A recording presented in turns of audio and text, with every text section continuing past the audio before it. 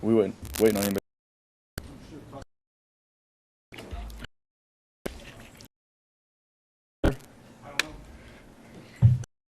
Care?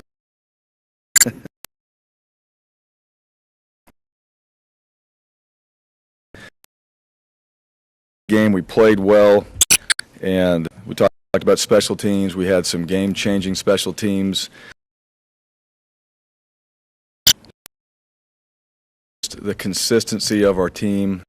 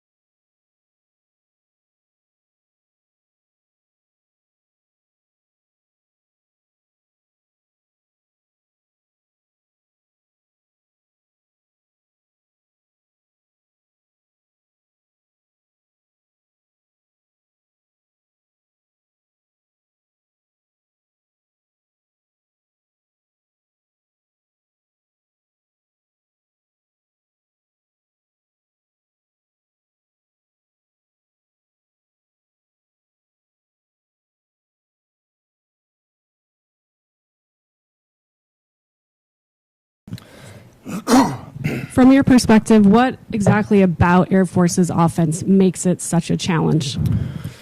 Well, not just the scheme itself. They do a really good job. It's not just triple option. They actually are very creative in their formations. They're creative in how they attack each team. They try to find, like every offense does, a weakness and try to attack it and see what they can do. They make adjustments along the way in the game. They kind of know what they do and how to answer the questions that the defense provides. And then their quarterback, I think he's playing really well. He can throw the ball well. They hit some explosive plays on us last year. And, the guys around him, they're really good at what they do. Offense is about execution, and they execute very well and at a high level, and they do it consistently. And, I feel like when you have that run threat, which they do, and then you've got the ability to throw it, which they do, now as far as what you have to do on the defensive side, you got to be focused every play. You got to play with great eyes. You got to be in the right spot and doing your job. And if you're not, then at some point when you get out of phase with the other 10 players, that could be the one guy that it makes the difference in the play. And it could be a 5-yard gain or a 50-yard gain. And, we've seen Air Force do that. They're very well coached. Troy Calhoun, I think, does a tremendous job. And, their players are disciplined. They're disciplined. They're tough. And it shows up every single time I watch them play, and it showed up in this Colorado game when they went out there and played. They made plays. I think there were some turnovers, some things like that in the game, but these guys battled back. They fought, a really tough game all the way through 4 quarters of it. They found a way to finish, and they won. So to me, that's the challenge, is you're playing a good football team that happens to have a unique scheme, and they do it really well, but they've got things off of it to complement it. You had 2 brand new starters forced into action. You had 2 brand new starters forced into action on the O-line Saturday night. How would you assess? We didn't force them; they chose to play. Yes. I want to be very clear on that. All right, they volunteered. Just how things are nowadays, right? Where you didn't force anybody; they chose to play. But how would you assess the Curran and Gonzalez, and then what's the outlook for this week? Yeah, well, probably the same. We'll see where we're at. I thought Garrett played well at right tackle, and K. Connie was a guy that he's been playing well in practice, so it was a matter of he needed to get his opportunity to go out there and play. And I think K. Connie is exceptional as an inside player. He's not as long as some of our tackles, so he can play inside. He's been playing center. And you just move over, right, either guard. You're not snapping the ball, but you're ready to go in there and play that position. You understand what it takes to play inside. And then Garrett did a good job. The one thing about when you get put into a position to play and you haven't played, it's the finishing. That's really where players kind of separate themselves, when they go out there and they finish. And it may not seem like, it may seem like the plays you got it handled and all that, then somebody spins off or somebody blitzes, and that was your responsibility. You just got to keep your eye on the prize all the way through the play. And I thought they did that for the most part pretty well, and I thought there were times that the inexperience of just finishing showed up in the game. And that's where young players have to learn, like, your job is to go full speed the entire play all the way through the whistle. And we did that for the most part, but we didn't do it consistently enough.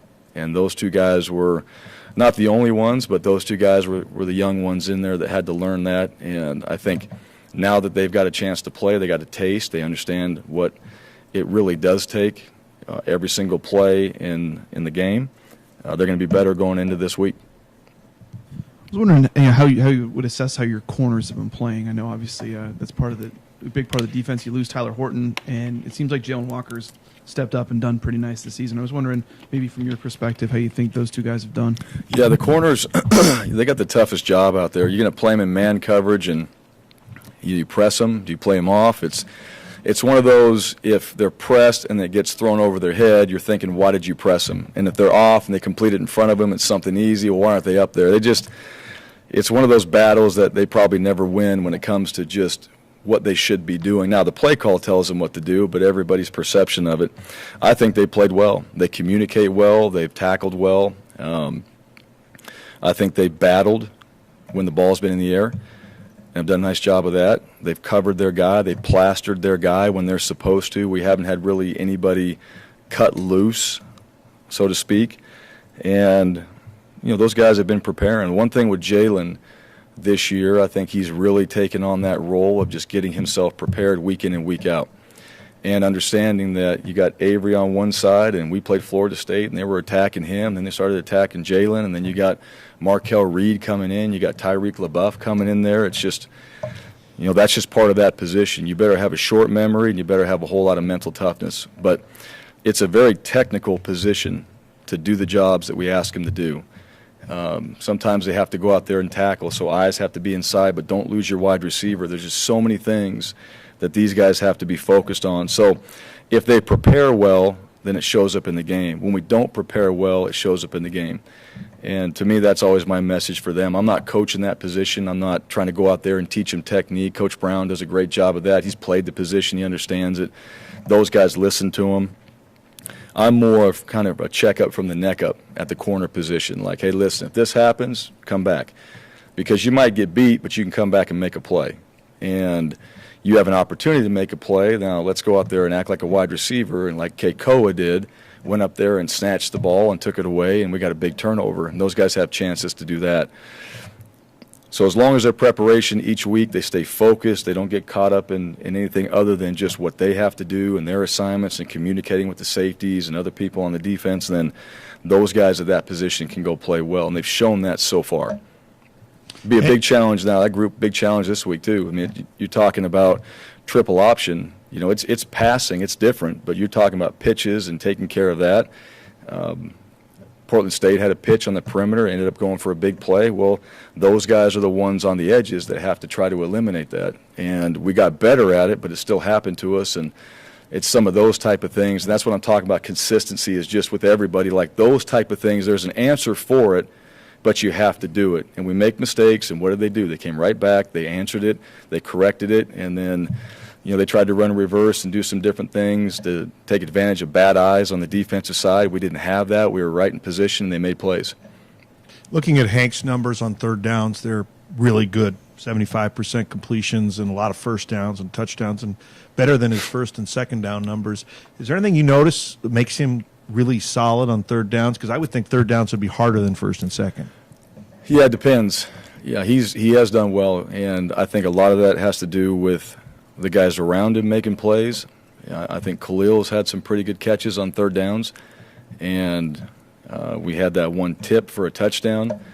I believe that was a third down there in the end zone. So I think the guys around him are playing well. I think some of the schemes that Coach Hill and Coach Keesaw come up with each week on third down, because that's the situation, right? I've said this before. You can play first and second down. Anybody on our team can do that. Really good players can play well on third downs, and that extends drives. We don't want to be the 3 and out. We at least want to get to 4, 5, and 6 and have opportunities to extend our drives offensively. And when you get into those money situations, we got to execute. We practice it a lot. We spend a lot of time on it. It's something that we focus on, and we've been able to answer that challenge for the most part. But every week's different.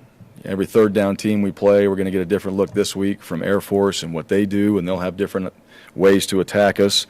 So what are we doing, how are we preparing, and how are we going to go out there and just find whatever that indicator is we're looking for and then go out there and execute the play. So to me, everybody's got to be on point. It's not just our quarterback. It's protection, it's tight ends, it's wide receivers, it's not D-line, it's running backs. It's everybody doing their part on third downs to make sure that we're executing in those situations. The other night, I think Robin. You want some of this? I got another bottle down here if you need one. Feel the same way. I think Robin George combined for like 12 carries the other night. I wonder if that was the plan or if it just kind of worked out that way, and you need to get those guys maybe a little more involved this week. It wasn't necessarily planned that way. I think we threw the ball a little bit. We kind of got into a few plays back-to-back where we threw it, and we ended up scoring a touchdown to Hightower, which was good. And a little bit of that, too, is sometimes, how are they playing us? Are they going to play for the run? They're going to give us some one-on-one matchups. So it all depends on what we're seeing. We want to go out there. We'd love to run the ball. We want to run the ball. We like to be consistent with that. But at the same time, when they got everybody down in the box, you need to throw it. And we're not going to sit there and say, regardless of what they do, we're going to run it. We're going to try to take advantage of the best look that we have in order to do that. But those guys carrying the ball, yes, we'd like to see those numbers up. And they were in the previous 2 games, right? They carried a lot more. So it's not like we went out there and said, hey, we're going to purposely not carry the ball as much this week and utilize those guys. I think it's how Portland State was playing us. Now, I said earlier in the week against Portland State, their defense was built to stop the run. They got that flex player. He's right down there. It's really hard to figure out where he was. He was strong and weak. They did a really good job with that, and he's a threat. So at some point, you're getting man coverage. It's like we got to take advantage of man coverage and not try to just run into an extra defender and see if our back can make a miss consistently over and over, because that's hard to do. But hopefully we get a chance. If we get a good box and we get a good look, we want to run it. If we don't, we got to throw it and just keep playing that kind of cat and mouse game a little bit. 2 weeks ago, Air Force threw 1 pass in the whole game. Last weekend, 2 long touchdown passes Threw 12 against times last Colorado, and they also had a shovel pass, should have been a touchdown. Yeah. How do you keep your safeties and your defensive backs from sucking up to stop the run? Yeah, good question. That's the challenge right there. That any team that runs the ball, it's really the same for us. You run the ball and guys get tight, well then you try to throw the ball over their head. You just play that game, and it's no different for them. And I've seen a little bit of their offense. I watched a few plays of it. I'll study more of that tonight. But when they're going to play that way, or they feel like they can take advantage of a one-on-one matchup, or they can get a shot, and I think with their quarterback, he's throwing the ball really well. I thought last year when we played him, he threw the ball well. So he's a guy that's a threat. He can drop back. He can play catch. He can take shots. He can complete passes. He's an accurate thrower. So 1 time in the first game, 12 times in the second game, right? Same thing that Chad's asking me, like, well, why didn't you run it as much in that game? Well, maybe because of how Colorado was playing defense, and they gave them some matchups out there that they could take advantage of. The key is when they do put the ball in the air, I mean, we have to play with great eyes, so we have to get back in coverage. We can't get sucked down, so to speak, and let them just run free. That's happened to us before, and that's why every play against a team like this, every play is a new play. You got to go right back through your process. You got to go right back to your keys. You got to go right back to, all right, what are they trying to do? What's the situation? Is it 3rd down and 10, or is it 1st down and 10? You need to know all these things every single play. And if you tune out, that's where all of a sudden, if you just tune out, you don't know the situation, you don't know the field position, you don't know that guy's lined up in a different position, and you just really take the whole thought process out of it, you're going to get beat. And so that's the discipline piece that we have to really focus on, and the consistency piece this week in particular, that we don't let that happen. Obviously, when Chase came in, he played pretty well for you. And Yeah. I'm not mentioning the controversy thing, but obviously you'd like to maybe try to get him involved a little bit. What did you learn from 2 years ago with Brett and Montel, maybe to try to balance that a little bit, and maybe especially with a young quarterback and Hank, trying to make sure that he obviously doesn't lose any sort of confidence if you Sure. put Chase in? Well, I think Montel and Brett's situation last year was different. Brett got hurt in the Washington State game, and then Montel came in and started. So we actually got to see Montel play a whole game. And at that point, Montel, just like Chase, Montel's a guy that was a tremendous leader, great teammate. Everybody loved him, and him on the field, he made us better. I think Chase, he went out there, he made us better, right? He went out there, made plays, looked really good, was poised, and it was good to see. So he's a guy that we can get on the field, but it's not for any reason other than we wanted to play him, and he's feeling good now. I mean, you guys got to think this ACL deal, it's a long time recovery, and that's something that it's just hard to explain to everybody how long it really takes. And you saw Chase take off, he got loose and had a big run, got in the open field, kind of made a cut like he did in practice, got hit, got up, and it was like, okay, that might be it. Maybe that's that one thing right there where it's like, boom, I needed that as a player, and he certainly played like that. But having him on the field, however we utilize him, I don't know if we go this back and forth like we did with Montel and Brett. That was really that season. I wouldn't say we're in that same mode right now, but I do feel good about Chase being in there and playing. I do feel good about Jalen Henderson getting in there and playing as well. So we have 3 quarterbacks that can really go in there and operate, and those guys all prepare, and Chase was ready. And I told you guys, I mean, he's always ready on the sideline. He got his shot, went in there.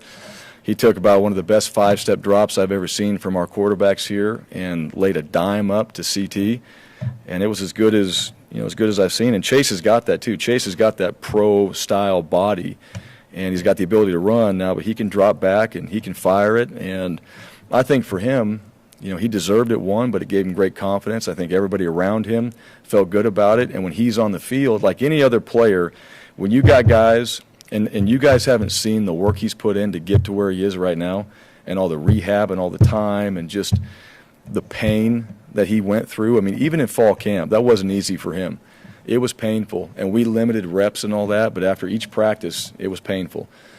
And he would take care of his knee, he would ice it, he would do the rehab, he would do all that, and he'd come back the next day, and he was back at it again. So we pay attention to that, and guys like that, like I love guys like that. I love guys that are just hard workers, dedicated, and tough. And so when he went out there and played, I was fired up.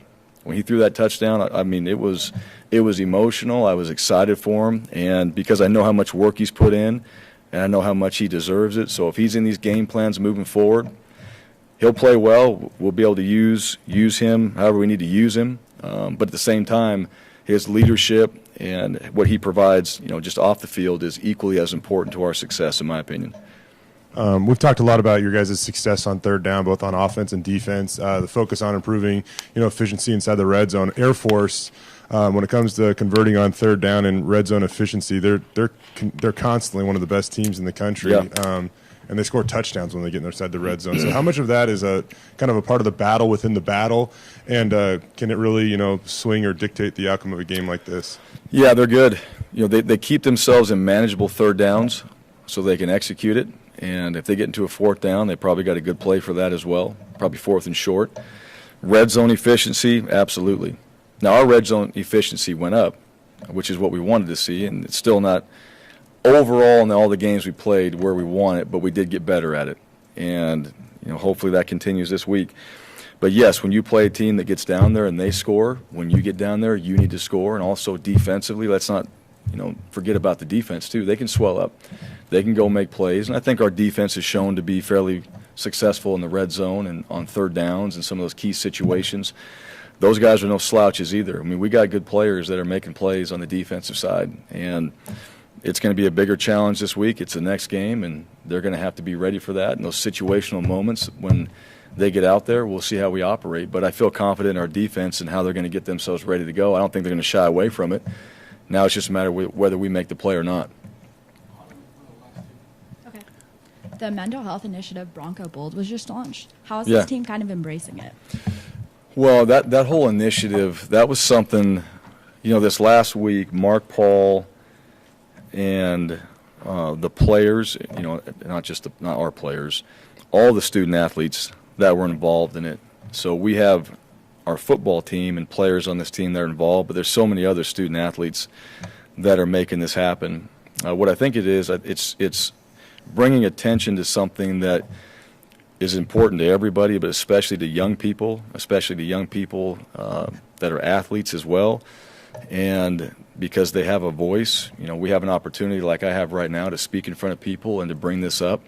And they have an opportunity to get in front of a crowd and put it on the Jumbotron there and send a message out to somebody. And that's really what it's about, right? I think the mental health part of things is letting people know that you're thinking about it or we're aware of it.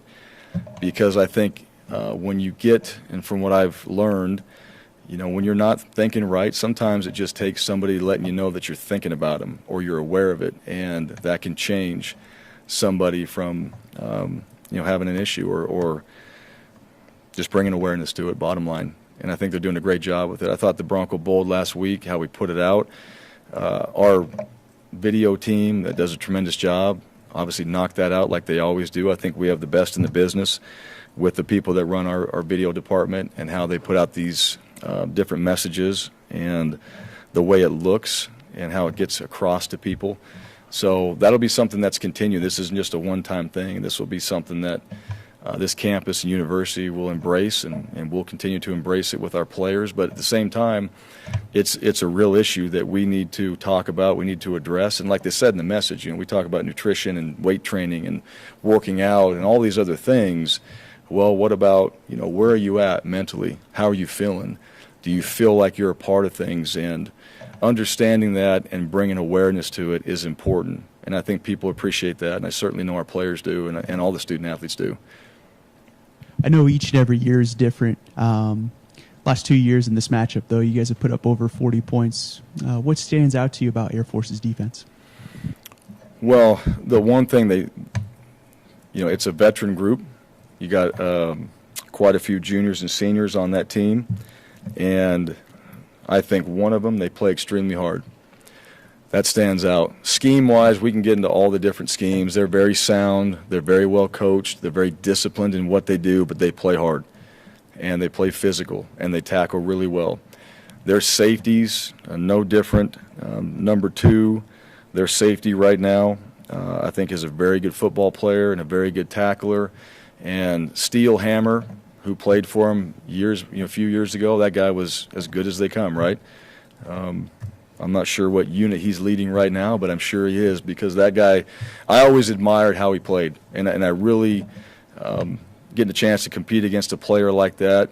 He's a good player. You respect that. And we got a lot of respect for the guys on their team, but what they showed in the Colorado game, those guys, they made plays. They tackled well, and there were opportunities for those guys at Colorado to get out and make an explosive play, and they didn't allow that to happen. So for us, how does that apply to us? Well, you need to understand what you're getting into. And when you have somebody that's a good tackler, you need to be a great tackle breaker. So you need to make sure that you work that as well. You got to be great and elusive, take care of the football. You got to find ways to be aggressive when it's going to be that one-on-one opportunity. And if that's putting your shoulder down or making somebody miss, then those things have to happen on the offensive side. So if we don't go out there and show tremendous toughness on the offensive side, then that's going to be a long day for us. I think our guys are capable, but you have to do it. It's got to happen in practice, and it's got to show up in the game. That it? Okay. Colorado and Weston Steelhammer. Is that your guy? Dude, just because of his name. We started out because of his name. But he's like my best friend. No, he was. Think about that guy playing for us and carrying out the hammer. Right.